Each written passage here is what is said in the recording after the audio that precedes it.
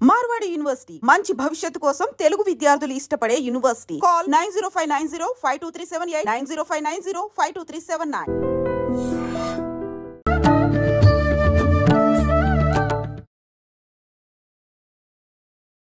నమస్కారం, welcome to I dream. ధర్మ మార్గం విత్ విజిత కార్యక్రమానికి స్వాగతం. ప్రస్తుతం మనతో పాటు ఉన్నారు దివ్య విశ్వశక్తి పరివార్ ప్రచారకులు స్వామి ఓం స్వరూప్ గారు. ఇప్పుడు వారితో మాట్లాడి మన సందేహాలన్నింటినీ కూడా నివృత్తి చేసుకునే ప్రయత్నం చేద్దాం.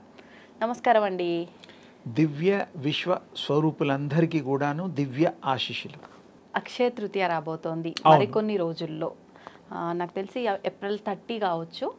అయితే అక్షయ తృతీయ అనగానే ఆడవాళ్ళందరికీ కూడా చాలా ఆనందకరమైన వాతావరణం, బంగారం కొనుక్కోవచ్చు అని చెప్పి. ఎప్పుడు వస్తుంది అంటే ఎప్పుడు కొన్నా ప్రత్యేకించి ఆ రోజు వస్తుంది అంటే కొంటాం ఎక్కువగా ఉంటుంది. నిజంగా ఆ రోజు బంగారం కొనాలా? ఈ మధ్య కాలంలో చాలా మంది అసలు ఆ రోజు బంగారం కొనాల్సిన అవసరం లేదు అని చెప్తున్నారు. అసలు వాస్తవం ఏంటి? అంటే మామూలుగా ఏంటంటే తల్లులకి బంగారం ఇష్టం, లక్ష్మీప్రదం, అది మనని కాపాడేటువంటి ఒక గొప్ప వరంలాగా కూడా తీసుకోవచ్చు. డబ్బులు ఉన్నప్పుడు కొనుక్కొని మనకి డబ్బులు అవసరమైనప్పుడు ఇబ్బందులు ఉన్నప్పుడు అదే మనని కాపాడి గట్టెక్కిస్తుంది. గోల్డ్ అదొక రకం, అలా కూడా అనుకోవచ్చు. కానీ ఎక్కువగా ఏంటంటే తల్లులు ఏదో కొంచెం అన్నా, ఒక కాసు అన్నా, ఏదో ఒక గ్రామ్ అన్నా కొనుక్కుంటారు. అది కొనుక్కోవడం వల్ల మంచిది. తర్వాత ఏదో విధంగా మనకి ఫ్యూచర్ని దృష్టిలో పెట్టుకునే ప్లానింగ్ లాగా కూడా ఉపయోగపడుతుంది. ఇంకోటి, బంగారము వల్ల ఈ యొక్క శరీరానికి ఆరోగ్యాన్ని కూడా ఇస్తుంది. బంగారం పన్నీళ్ళు అంటూ ఉంటాం. స్వీట్స్ షాప్లోకి వెళ్ళి చూడండి, వెండి పన్నీలు, బంగారు పన్నీలు పూస్తూ ఉంటారు, పూసి స్వీట్లు అమ్ముతూ ఉంటారు. ఇప్పుడు కొంచెం కల్తీ అయిందేమో, నాకు సరిగ్గా తెలీదు. ఒకప్పుడు గోల్డ్ పన్నీళ్ళు చేసేవారు, చేసేసేసి చక్కగా స్వీట్ల మీద పెట్టి తినేవారు.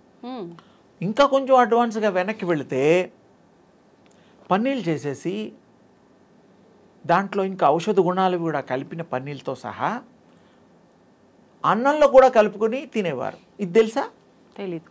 గోల్డ్ తినడం అంటే ఇన్ని రకాలుగా దాన్ని రూపాంతరం చెంది పన్నీలుగా మార్చి, ఇప్పుడు ఆయుర్వేదంలో గొప్పగా మనం మెచ్చుకోదగింది బంగారపు స్వర్ణ భస్మము అని అంటాం. పౌడర్, బంగారం పౌడర్ పేరే. మరి ఎందుకు పెట్టారంటారు ఆయుర్వేదంలో? బంగారం తిన్నట్టుగా అంతే, అదే 100-200కి ఉండదు, ఎక్కువ కాస్ట్లీ.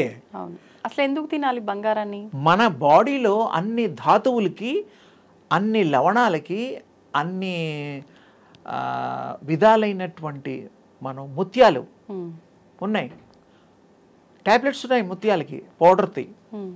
ఆయుర్వేదంలో ఇవన్నీ వాడతాం. ఓకే. అలాగే ఈ నవగ్రహాలకు సంబంధించిన ప్రతి గ్రహానికి ఒక రిప్లికా, ఒక నిర్దేశింపబడ్డ వస్తువుల్ని మనం ధరిస్తాము. ఉంగరం రాళ్ళు, రంగు రాళ్ళు చూస్తూ ఉంటారు. మరి పెరల్, అది వాటికి కూడా పౌడర్స్ దొరుకుతాయి, అన్ని పౌడర్స్ దొరుకుతాయమ్మా. అవన్నీ కూడా మన ఔషధంలో వాడుతూ ఉంటాం. స్వర్ణం ఇందాక చెప్పా, స్వర్ణ భస్మం అని. అలాగే అన్నిటికి కూడా పేర్లు ఉన్నాయి. అంటే తినేవాళ్ళు ఒకప్పుడు దానివల్ల కూడా మన బాడీ పౌష్టికంగా, వృద్ధిగా, బలంగా తయారయ్యేది అని మన పూర్వీకుల నుంచి మనకి అది క్యారీ అవుతోంది. వేసుకున్నా కూడా దాని ట్రాన్స్మిషను, గోల్డ్లో ఉండేటువంటి తేజస్సు మీ బాడీలోకి వస్తుంది. అవును.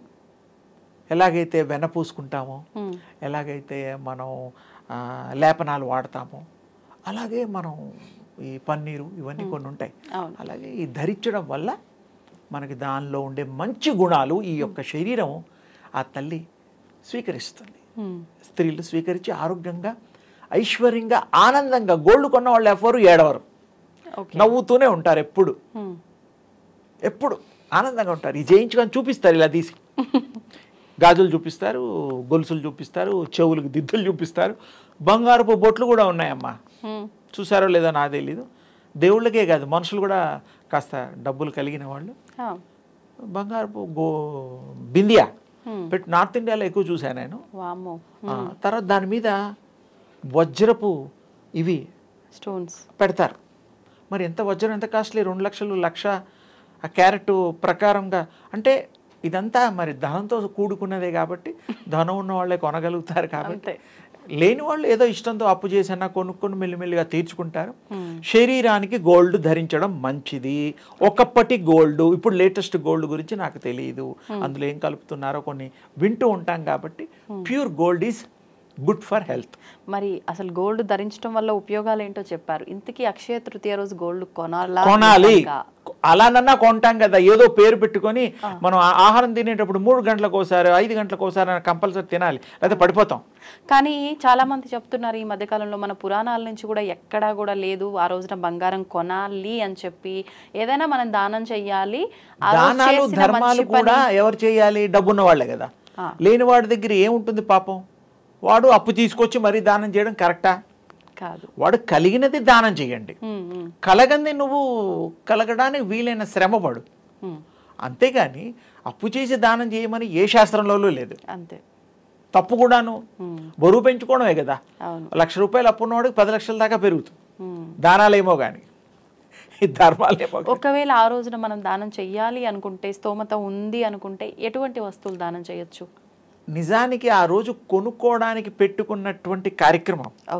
ఆ రోజు దానం అంటే దానం కాదు, కానీ కూతుళ్ళకో, మనవాళ్ళకో, మనవరాళ్లకో, కోడళ్లకో బంగారం కొనిచ్చి సంతోషం, వాళ్ళ ఆనందాన్ని పంచుకోండి. పుట్టింటి వాళ్ళు, మెట్టింటి వాళ్ళు ఎవరైనా సరే వాళ్ళు కూడా పెట్టాలి. లక్ష్మీదేవిని తెచ్చుకోవాలా? ఒక ఇంట్లో లక్ష్మీని నువ్వు తెచ్చుకున్నావు అబ్బాయి, మరి అమ్మాయికి అన్ని ఇవ్వాలి కదా. కంఫర్ట్స్ ఇవ్వకపోతే ఆ అమ్మాయి మనసు బాధపడదేంటి? ఇంత సేవ చేస్తున్నాను, ఇంతమందికి వండి పెడుతున్నాను, ఇంతమందికి ఇన్ని రకాలుగా నేను అన్ని కూడా సమకూరుస్తున్నాను, నా మనస్సును ఎరిగి వాళ్ళు సంతోషపెట్టి ఇంత పెసరెత్తు బంగారం కొనిపెట్టలేరా, బాధపడదేంటి? మరి అమ్మాయికి ఎవరు కొనిపెడతారు? పెద్దవాళ్ళు మీరు చెప్తున్నారు కాబట్టి అందరూ రెడీగా ఉండాలి ఆ రోజు జేబులు ఖాళీ చేసుకోవడానికి. మగవాళ్ళు లేదు, సంతోష పెట్టడం. ఫైనల్ గా బంగారం కొన్నా సంతోషమే, మనస్సును సంతోష పెట్టాలి. ఎంత ఉంటే అంత. డబ్బు లేకుండా అప్పు తీసుకొచ్చి కొనమని కాదు మా ఉద్దేశం. ఉన్న దాంట్లో సంతోషంగా గృహలక్ష్మిని సంతోష పెట్టాలి. గృహలక్ష్మిని పేరే లక్ష్మీదేవినే తెచ్చుకున్నాం మనం. వాళ్ళు కూడా విష్ణుస్వామి అనుకునే ఈ లక్ష్మిని వాళ్ళు కన్యాదానం చేసినప్పుడు కాళ్ళు గడగడం అవన్నీ కార్యక్రమాలు అందరికీ తెలుసు. ఆ ఇంటి లక్ష్మిని మన ఇంటికి లక్ష్మిగా మార్చుకొని మనం కూడా ఆ లక్ష్మి కళలు ఉట్టిపడేటట్టుగా మన కుటుంబాన్ని కూడా, ఆ అమ్మాయిని పెళ్లి చేసుకున్న వారు కూడా అంత గొప్పగా అవుతారు, అయి తీరుతారు. అందరూ కలిసిమెలిసి ఆ ప్రేమను పంచుకుంటే. ఇక ద్వేషాలకి అతీతంగా ఉండాలి. మరి 100 ఏళ్ళు కాకపోయినా ఎన్నేళ్ళు ఉన్నా భర్తతోటే ఉండాలి, అత్తమామలతో ఉండాలి, ఆడపడుచులతో ఉండాలి, మరుదులతో ఉండాలి, వచ్చే పోయే చుట్టాలని మరి గౌరవించాలి, తప్పదు కదా. అందుకని ఆ రోజు బంగారం కొనుక్కుంటే అదొక గుర్తుగా మిగులుతుంది. సెంటిమెంటే అనుకో, ఏదన్నా అనుకో, కొండ మంచిదేగా. సంతోష పెట్టడం కాజ్ మెయిన్. ఒక తల్లిని సంతోష పెట్టేటువంటి కార్యక్రమం కాబట్టి కొనాలి, దాచుకుందాం. ఎప్పటికైనా అది ఉపయోగపడకపోయినా నష్టం లేదు, కానీ కొంటే ఆనందం అంతే. ఆనందాన్ని పంచుకునేంత గొప్ప అవకాశం మళ్ళీ బంగారంలోనే ఉంది. డబ్బిస్తే మళ్ళీ అదే పోయి కొనుక్కుంటాంగా. ఏది ఇచ్చినా బంగారం రూపంలో ఇస్తే బంగారం లాంటి మనస్సు సంతోషపడుతుంది. స్త్రీమూర్తి మనస్సు బంగారం. ఆ బంగారానికి బంగారం ఇస్తే మహాబంగారం అయిపోతుంది. అందుకని తప్పకుండా ఆ తల్లుల్ని సంతోషపెడదాం, ఆ తల్లుల్ని లక్ష్మీదేవిగా భావిద్దాం. ఏదో తృణమో పనో ఎవరికి ఎంత శక్తి ఉంటే అది కొనుక్కోవడం తప్పులేదు. ఫస్ట్లో ఇందాక చెప్పాను, ఇది ఉత్తరోత్తర మనకు అవసరమైనప్పుడు కూడా బ్యాంకులు పోక్కర్లేదు. మనకి ఏదైనా అవసరాలు రావాలని కాదు, చెప్పలేం కదా. ఒకరి దగ్గరికి వెళ్ళి చేయి చాచకుండా, అలా అని కష్టాలు ఎవరికి రాకూడదు. ఫస్ట్ పాయింట్, కష్టాలు పడకుండా మనం జాగ్రత్త పడదాం, అంతే చక్కగా ఉంటుంది. అది నిజమైన అక్షయ తృతీయ ఆనంద హేళ పండగ చేసుకోండి. ధన్యవాదాలు అమ్మా. శుభం తల్లి.